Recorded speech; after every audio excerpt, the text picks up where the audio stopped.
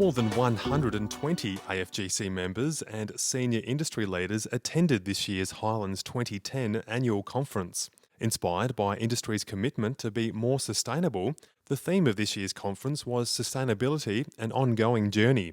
Leading sustainability experts addressed the conference on the New South Wales Central Coast on a range of food and grocery issues, including a survey of green shopping trends. 3 international experts also spoke at Highlands 2010, sharing a global perspective of sustainability. I've come to Australia to talk about the Healthy Weight Commitment Foundation, an initiative that the food and beverage industry, both retailers and manufacturers, have launched in the United States. We're dedicated to trying to reduce childhood obesity by the year 2015. We're focusing on promoting the concept of energy balance in everything we do. We've identified 3 key pillars for action. We're working in the schools to try to influence the children, particularly kids who are ages 6 to 11, to get them to think about having healthier habits, eating more nutritious food, and being more active. We're focusing on the workplace so that we can get our employees engaged on a lifelong path towards wellness. We recognize by working with our employees, we can also reach their families as we try to help to address the obesity issue. We recently made an announcement in the U.S. that we would reduce calories by 1.5 trillion in the year 2015. And just last week, the First Lady held a press conference at the White House with the Healthy Weight Commitment to announce that goal. And we are very fortunate in the U.S. in that we have many companies and a lot of competition. And companies have come together to work cooperatively on behalf of the industry on sustainability. And that's been really successful over the last 4 years as they come together to identify the issues, develop the tools and resources we need to begin to provide more sustainable products for our consumers. One of the key things you talked about, I think, was a collaboration and having the different partners and stakeholders involved. Do you want to explain how that works? Yeah, that was very interesting. We first started having meetings with just our retailers, and they identified their issues and what they wanted to work on together. And then it became very evident that we were having some problems in the seafood industry with sustainable seafood.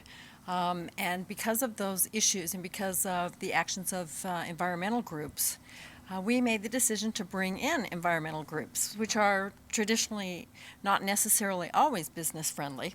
So it was a bit of a risk. We brought them all in and we sat down at the table to discuss the issues. We were able to bring in the suppliers as well and begin to work together as an industry on more sustainable seafood. That was a very unusual way of working together. We call it radical collaboration. And actually, we do have 90 different eco-labels that are available in North America. And that's part of the problem with the confusion of consumers. It's a real challenge. And I think as we sit down and we do this radical collaboration, and we come up with the matrices and the definitions and the indexes and the life cycle analysis. So as we begin to do these things and develop these tools, I think you'll see some of those labels shake out. And consumers really understand green and socially responsible more than they would understand the word sustainable. One of the premises for the Institute is to see whether we can galvanize consumers to be more discerning and demanding, and therefore drive the industry in a green direction. And we see that there is a sort of virtuous spiral that one can create between the industry and consumers that will result in innovative products that are greener. Well, I think that in Australia it seems as though there is